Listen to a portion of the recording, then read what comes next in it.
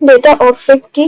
Set of data দিয়ে হচ্ছে data object তৈরি হয় এবং ডেটা অবজেক্টকে এন্টিটি হিসেবে রিপ্রেজেন্ট করা হয়। ডেটা অবজেক্টকে এন্টিটি হিসেবে রিপ্রেজেন্ট অ্যান এন্টিটি, এটা হচ্ছে সরি ডেটা অবজেক্ট হচ্ছে একটা এন্টিটিকে রিপ্রেজেন্ট করে, মানে একটা টেবিলের রো গুলোকে ডেটা অবজেক্ট বলে। তার মানে এন্টিটিকে রিপ্রেজেন্ট করার জন্য ডেটা অবজেক্ট বা রোটা প্রয়োজন হয় এবং ডেটার সেট গুলো দিয়ে হচ্ছে আমাদের ডেটা অবজেক্ট তৈরি হয়। ডেটার সেট দিয়ে ডেটা অবজেক্ট তৈরি হয়।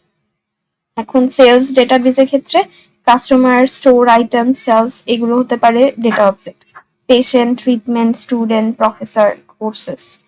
আচ্ছা, আর এই ডেটা অবজেক্টকে আরো কি কি নামে বলা যায়? স্যাম্পল বলা যায়, এক্সাম্পল বলা যায়, ইনস্ট্যান্স বলা যায়, ডেটা পয়েন্ট বলা যায়।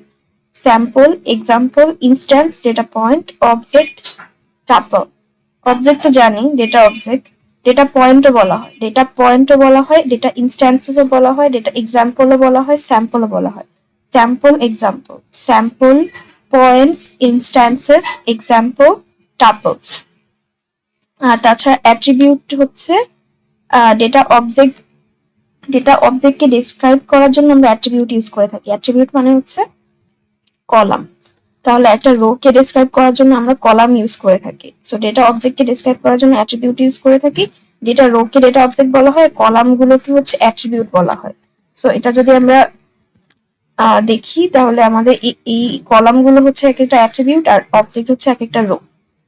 ডেটা অবজেক্ট যখন আমরা ডেটাবেজে স্টোর করি, মানে data object are stored in database, যখন অবজেক্ট গুলো মানে রো গুলো ডেটাবেজে স্টোর করি তখন সেটাকে ডেটা টাপলস বলা হয়, মানে রো গুলোকে টাপলস বলা হয়। সো রো হচ্ছে ডেটাবেজের রো গুলোকে ডেটা অবজেক্ট দ্বারা রিপ্রেজেন্ট করা হচ্ছে আর কলাম গুলোকে অ্যাট্রিবিউট দ্বারা রিপ্রেজেন্ট করা হচ্ছে। অ্যাট্রিবিউটকে ডাইমেনশন, ফিচার বা ভ্যারিয়েবল বলা হয়। অ্যাট্রিবিউট মানে কলাম, কলামগুলোকে আমরা ডাইমেনশনও বলতে পারি, ফিচারও বলতে পারি এবং ভ্যারিয়েবলসও বলতে পারি। ডেটা অবজেক্টের যেই ফিচার বা ক্যারেক্টারিস্টিক যে ডেটা ফিল্ডের মাধ্যমে, তার মানে যে ডেটা ফিল্ডের মাধ্যমে ডেটা অবজেক্টের বা রো এর ক্যারেক্টারিস্টিক বা ফিচার গুলোকে রিপ্রেজেন্ট করা হয় সেটাকে অ্যাট্রিবিউট বলে। মানে কলাম দিয়ে আমরা কি করি, রো এর কলাম হচ্ছে এমন একটা ডেটা ফিল্ড যেটাতে রো এর ক্যারেক্টারিস্টিক বা ফিচারকে রিপ্রেজেন্ট করা হয়। রো এর ক্যারেক্টারিস্টিক বা ফিচারকে, ডেটা অবজেক্টের ক্যারেক্টারিস্টিক বা ফিচারকে যে ডেটা ফিল্ডের মাধ্যমে প্রকাশ করা হয় সেটা হচ্ছে অ্যাট্রিবিউট। এবং আমরা হচ্ছে কালেকশন অফ অ্যাট্রিবিউট যদি নিই, মানে হচ্ছে আমাদের কলাম, অনেকগুলো কলামের কালেকশন নিয়ে আমরা হচ্ছে একটা অবজেক্টকে রিপ্রেজেন্ট করে থাকি বা একটা অবজেক্টকে ডেসক্রাইব করে থাকি। তাহলে কালেকশন অফ অ্যাট্রিবিউট দিয়ে আমরা ডেসক্রাইব করি একটা অবজেক্টকে। আর এখানে অ্যাট্রিবিউট ভ্যালু হচ্ছে যেটা দিয়ে আমরা অ্যাট্রিবিউট ভ্যালু দিয়ে হচ্ছে আমরা অ্যাট্রিবিউটকে অ্যাট্রিবিউট ভ্যালু হচ্ছে অ্যাট্রিবিউট আমরা অ্যাসাইন করে থাকি, সেটা হতে পারে নাম্বার অথবা সিম্বল। অ্যাট্রিবিউট ভ্যালু কি হতে পারে, নাম্বার অথবা সিম্বল। আর কোনো অবজারভেশন ভ্যালু যদি আমরা অ্যাট্রিবিউটে অ্যাসাইন করি সেক্ষেত্রে সেটাকে অবজারভেশন বলা হয়। অবজারভেশন ভ্যালু যদি আমরা গিভেন অ্যাট্রিবিউটের জন্য যদি একটা অবজারভেশন ভ্যালু দিই তাহলে সেটাকে অবজারভেশন বলা হয়। আর সেট অফ অ্যাট্রিবিউট ইউজ করে থাকি অবজেক্টকে ডেসক্রাইব করার জন্য। আমরা যদি সেট অফ অ্যাট্রিবিউট অবজেক্টকে ডেসক্রাইব করার জন্য ইউজ করে থাকি তাহলে সেই সেট অফ অ্যাট্রিবিউটকে একসাথে অ্যাট্রিবিউট ভেক্টর বলা হয় বা ফিচার ভেক্টর বলা হয়। তার মানে এখানে আমরা একটা রো কে ডেসক্রাইব করার জন্য যতগুলো কলাম ইউজ করছি সবগুলো কলাম, সেট অফ কলাম নিয়ে এই 1 ইয়ার সিঙ্গেল 125 কে নো, এই সবগুলো মিলে হচ্ছে একটা অ্যাট্রিবিউট ভেক্টর তৈরি হয়। সো বা ফিচার ভেক্টর তৈরি হয়। আর একটা অ্যাট্রিবিউট নিয়ে যদি ডেটা ডিস্ট্রিবিউশন মানে ডেটা ডিস্ট্রিবিউশনে যদি একটা অ্যাট্রিবিউট ইনভলভ থাকে তাহলে সেটাকে ইউনিভ্যারিয়েট বলে। আর ডেটা ডিস্ট্রিবিউশনে যদি দুটো অ্যাট্রিবিউট ইনভলভ থাকে তাহলে সেটাকে বাইভ্যারিয়েট বলে। এইভাবে হচ্ছে নামকরণগুলো করা হয় ডেটা ডিস্ট্রিবিউশনে কয়টা অ্যাট্রিবিউট ইনভলভ আছে সেটার উপরে ডিপেন্ড করে। এখন অ্যাট্রিবিউট বা কলামে কিছু পসিবল ভ্যালু, যে ভ্যালুগুলো আমরা অ্যাসাইন করি, অ্যাট্রিবিউট ভ্যালু যেগুলো আমরা অ্যাসাইন করে থাকি সেগুলো কিছু টাইপ আছে। সো টাইপগুলো কি কি? এখানে আমরা যখন অ্যাট্রিবিউট ভ্যালু অ্যাসাইন করে থাকি তখন সেটা হতে পারে নমিনাল টাইপের, বাইনারি অথবা নিউমেরিক কোয়ান্টিটিভ। এখন নিউমেরিকের আমরা আবার দুই ধরনের হয়ে থাকে, একটা হচ্ছে ইন্টারভাল স্কেলড অ্যাট্রিবিউট আর একটা হচ্ছে রেশিও স্কেল অ্যাট্রিবিউট। তাহলে আমাদের অ্যাট্রিবিউট যে অ্যাট্রিবিউট ভ্যালুগুলো অ্যাসাইন করা হয় সে ভ্যালুগুলো কি কি টাইপের হতে পারে? নমিনাল হতে পারে, বাইনারি হতে পারে, নিউমেরিক হতে পারে। Nominal, binary, numeric. নিউমেরিক দুই ধরনের হয়ে থাকে, ইন্টারভাল স্কেল, রেশিও স্কেল। তাহলে নিউমেরিক ভ্যালুগুলো ইন্টারভাল আকারেও আমরা দিতে পারি, আবার রেশিও আকারেও দিতে পারি। কিন্তু এছাড়া আর কি কি হয়ে থাকে, নিউমেরিক ছাড়া, সংখ্যা ছাড়া, নমিনাল হতে পারে, বাইনারি হতে পারে। এখন নমিনাল অ্যাট্রিবিউটের ভ্যালুগুলো সিম্বল হতে পারে অথবা কোনো জিনিসের নাম হতে পারে, সিম্বল হতে পারে অথবা কোনো জিনিসের নেম অফ থিংস হতে পারে। আর এগুলোকে রিপ্রেজেন্ট করা হয় সাম কাইন্ড অফ ক্যাটাগরি হিসেবে। তার মানে নমিনাল অ্যাট্রিবিউটকে রিপ্রেজেন্ট করা হয় কি হিসেবে, প্রত্যেকটা ভ্যালুকে ক্যাটাগরি হিসেবে, কোড হিসেবে অথবা স্টেট হিসেবে, ক্যাটাগরি, কোড এবং স্টেট হিসেবে রিপ্রেজেন্ট করা হয়। এবং জেনারেলি নমিনাল ভ্যালু হিসেবে কি ইউজ করা হয়, সিম্বল অথবা নেম, কোনো নেম অফ থিংস। এবং এই নমিনাল অ্যাট্রিবিউটকে রেফার করা হয় ক্যাটাগরিক্যাল অ্যাট্রিবিউট দিয়ে। মানে নমিনাল অ্যাট্রিবিউটকে ক্যাটাগরিক্যাল অ্যাট্রিবিউটও বলা হয়। আর নমিনাল অ্যাট্রিবিউটের কোনো মিনিংফুল অর্ডার থাকে না, এটার কোনো মিনিংফুল অর্ডার থাকে না, ক্যাটাগরিক্যাল অ্যাট্রিবিউট হিসেবে রেফার করা হয়, এটাকে রিপ্রেজেন্ট করা হয় ক্যাটাগরি, কোড এবং স্টেট হিসেবে। এবং এই অ্যাট্রিবিউট ভ্যালুগুলো কি কি হতে পারে, সিম্বল হতে পারে, নেম অফ থিংস হতে পারে।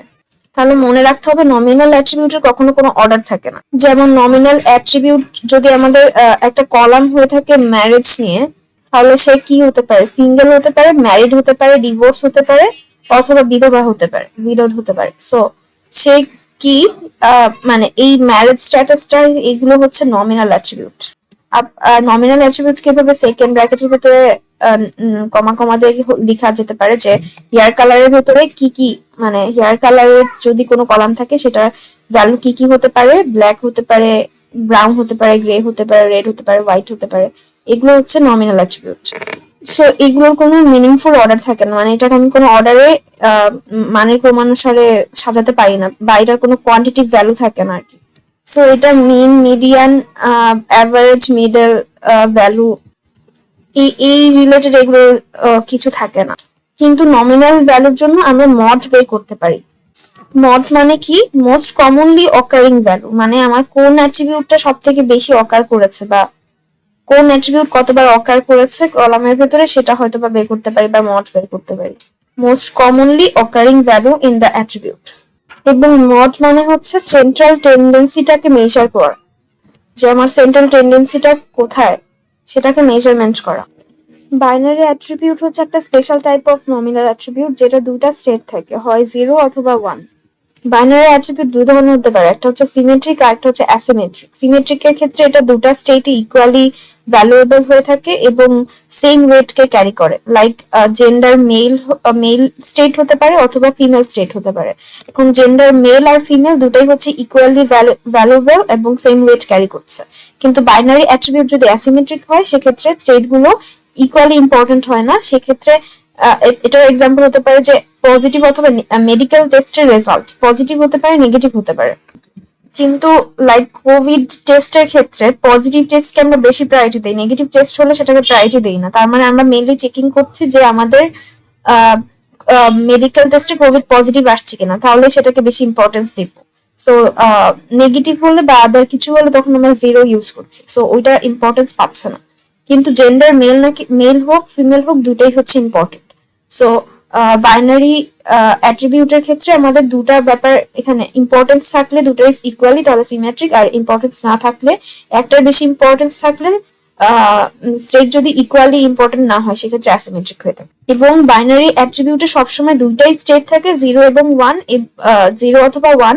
আর এটার ক্ষেত্রে এটা একটা special type of nominal attribute হয়ে থাকে। অর্ডিনাল অ্যাট্রিবিউটের ক্ষেত্রে অর্ডার থাকে বা র্যাঙ্কিং করা যায়, কিন্তু ওটার কোনো ম্যাগনিটিউড থাকে না বা কোনো ভ্যালু থাকে না। লাইক একটা ড্রিঙ্ক সাইজ যদি একটা অ্যাট্রিবিউট হয়ে থাকে বা একটা কলাম হয়, এটার ভ্যালু কি কি হতে পারে, small, medium, large. So small, medium, large কে হচ্ছে আমরা র্যাঙ্কিং করতে পারি, যে স্মল ছোট, মিডিয়ামটা হচ্ছে বড়, বা এটাকে আমি অর্ডার অনুযায়ী সাজাতে পারি। কিন্তু স্মল কতটুকু স্মল বা লার্জ কতটুকু লার্জ, মিডিয়াম কতটুকু মিডিয়াম, সেটা হচ্ছে আমাদের বলা যায় না। একইভাবে গ্রেডিং এর ক্ষেত্রেও র্যাঙ্কিং করা যায়, কিন্তু এক্সাক্ট মার্কটা হচ্ছে আমরা বলতে পারি না। একইভাবে প্রফেশনাল র্যাঙ্কের ক্ষেত্রেও সেম। এছাড়াও অর্ডিনাল অ্যাট্রিবিউট হচ্ছে সার্ভেতে ইউজ করতে পারে, লাইক কাস্টমার কতটুকু স্যাটিসফাইড, ভেরি স্যাটিসফাইড নাকি সামওয়াটস ডিসস্যাটিসফাইড, নাকি নিউট্রাল, নাকি স্যাটিসফাইড, নাকি ভেরি স্যাটিসফাইড, ডিসস্যাটিসফাইড। এই ব্যাপারগুলো হচ্ছে 0 1 2 3 4 এভাবে লেখা আছে, বাট এটা এক্সাক্ট ম্যাগনিটিউড যে কতটুকু স্যাটিসফাইড এটা বোঝা যায় না। সো অর্ডার থাকতে পারে কিন্তু পারফেক্ট ম্যাগনিটিউড থাকে না। এখানে অর্ডিনাল অ্যাট্রিবিউটের ক্ষেত্রে হচ্ছে সেন্ট্রাল টেন্ডেন্সিকে রিপ্রেজেন্ট করা যায় মডের মাধ্যমে, কিন্তু আবার এটা মিডিয়ানও আমরা বের করতে পারি, কিন্তু মিন বের করা যায় না। নমিনাল অ্যাট্রিবিউটে আমরা যেটা দেখছিলাম, আমাদের নমিনাল অ্যাট্রিবিউটে শুধুমাত্র মড বের করা যায়, মিডিয়ান মিন কোনোটাই বের করা যায় না, কিন্তু অর্ডিনাল অ্যাট্রিবিউটে মড আর মিডিয়ান দুটোই বের করা যায়, শুধু মিন বের করা যায় না। আমাদের যে তিনটা টাইপ ছিল নমিনাল, বাইনারি আর অর্ডিনাল, এই তিনটাই হচ্ছে কোয়ালিটেটিভ, এটা কোয়ান্টিটিভ না, মানে এটার অ্যাকচুয়াল সাইজ আমাদের জানা থাকে না। কোয়ালিটেটিভ গুলো যেটা করে থাকে টিপিক্যালি সেগুলো ওয়ার্ড দিয়ে হচ্ছে ক্যাটাগরিকে রিপ্রেজেন্ট করে থাকে, কিন্তু আমরা কম্পিউটারকে বোঝানোর জন্য কি করে থাকি, ওই ওয়ার্ড গুলোকেই হচ্ছে কিছু ইন্টিজার ভ্যালু দিয়ে হচ্ছে আমরা রিপ্রেজেন্ট করে থাকি, কিন্তু ওগুলো আসলে মেজারেবল না। লাইক এমন হতে পারে যে আমরা স্মল রিং সাইজকে 0, মিডিয়ামকে 1 আর লার্জকে 2 দিয়ে বলছি, বাট এটা আসলে এটার আসল মেজারমেন্ট না। বাট নিউমেরিক অ্যাট্রিবিউট যেটা আছে সেটা হচ্ছে আসল কোয়ান্টিটিভ মেজারমেন্টের কাজটা করতে পারে। আর মিডিয়ান মানে হচ্ছে অর্ডার যে সিকোয়েন্সটা থাকে সেই অর্ডার সিকোয়েন্সের ভেতরে মিডল যে ভ্যালুটা সেটাকে মিডিয়ান বলা হয়। নিউমেরিক অ্যাট্রিবিউটে আমরা যেটা জানি এটা কোয়ান্টিটি থাকে এবং এটা ইন্টিজার হতে পারে অথবা রিয়েল ভ্যালু যে কোনো সংখ্যা হতে পারে। আর এটা দুই ধরনের হয়ে থাকে এই নিউমেরিক অ্যাট্রিবিউটটা, একটা হচ্ছে ইন্টারভাল স্কেল আর একটা হচ্ছে রেশিও স্কেল। ইন্টারভাল স্কেলে যেটা হয়ে থাকে যে এটা মেজার করা হয় যে স্কেলে, সেটা হচ্ছে ইকুয়াল সাইজ ইউনিট হয়ে থাকে, মানে এগুলো হচ্ছে ইকুয়াল সাইজ ইউনিট হয়ে থাকে, এই ভ্যালুগুলোর একটা অর্ডার থাকে এবং এটার এক্সাম্পল হতে পারে টেম্পারেচার সেলসিয়াসে বা ফারেনহাইটে থাকলে, অথবা ক্যালেন্ডার ডেটস হতে পারে এটার এক্সাম্পল ইন্টারভাল স্কেলটার। আর এটার কোনো 0 পয়েন্ট থাকে না, কিন্তু রেশিও স্কেলের ক্ষেত্রে ইনহেরেন্ট 0 পয়েন্ট থাকে। সো ইন্টারভাল স্কেলের ক্ষেত্রে 0 পয়েন্ট থাকে না, অর্ডার থাকে এবং ইকুয়াল সাইজ ইউনিট হয়ে থাকে। রেশিও স্কেলের ক্ষেত্রে 0 পয়েন্ট থাকে এবং 0 পয়েন্ট থাকে বলেই একটা 0 পয়েন্ট থেকে কেলভিনটাকে আমরা মাপতে পারি। সো টেম্পারেচার ইন কেলভিনটা হচ্ছে রেশিও স্কেলের ভিতরে পড়ে। আর রেশিও স্কেলের ক্ষেত্রে আমরা একটা জিনিস বলতে পারি যে এটা সংখ্যার হচ্ছে দ্বিগুণ, লাইক 5k হচ্ছে 10k এর দ্বিগুণ, যেটা হচ্ছে আমরা ইন্টারভাল স্কেলে বলতে পারি না, যে একটা সংখ্যা আরেকটা সংখ্যার কত মাল্টিপল সেটা বলতে পারি না আর কি। সো রেশিও স্কেলের এক্সাম্পল হচ্ছে কেলভিন, লেন্থ, কাউন্ট, হাইট আর age. Kelvin, length, height, count and age. আর এটার সেন্ট্রাল টেন্ডেন্সিকে রিপ্রেজেন্ট করার জন্য ইন্টারভাল হোক আর সেটা রেশিও হোক, মানে নিউমেরিক অ্যাট্রিবিউটের সবসময় মিন, মড, মিডিয়ান সবকিছুই হচ্ছে ক্যালকুলেট করা যায়, যেহেতু এটা নিউমেরিক এবং এটার কোয়ান্টিটি আছে। অর্ডিনালের ক্ষেত্রে শুধুমাত্র মিডিয়ান আর মড বের করা যায়, আর নমিনালের ক্ষেত্রে শুধুমাত্র মড বের করা যায়। ইন্টারভাল স্কেলের ক্ষেত্রে টেম্পারেচার গুলোর মধ্যে ডিফারেন্স বের করতে পারি, মানে বিয়োগ ফলটা আমরা বের করতে পারি, কিন্তু একটা আরেকটার কত গুণ সেটা বের করতে পারি না। রেশিও স্কেলের ক্ষেত্রে দুটাই করা যায়, আমরা একটা থেকে আরেকটা বিয়োগ ফলও বের করতে পারবো, আবার হচ্ছে একটা আরেকটার কত গুণ সেটাও বের করতে পারবো। কারণ হচ্ছে রেশিও স্কেলের ক্ষেত্রে একটা ইনহেরেন্ট 0 পয়েন্ট থাকে, যেটা হচ্ছে আমাদের ইন্টারভাল স্কেলে থাকে না। কেন হচ্ছে এটা একটা আরেকটার মাল্টিপল, এটা আমরা বলতে পারি না এখানে। এটার রিজন হচ্ছে এটা হচ্ছে রেশিও আকারে আমরা বলতে পারি না, ইন্টারভাল স্কেলের কোনো রেশিও থাকে না।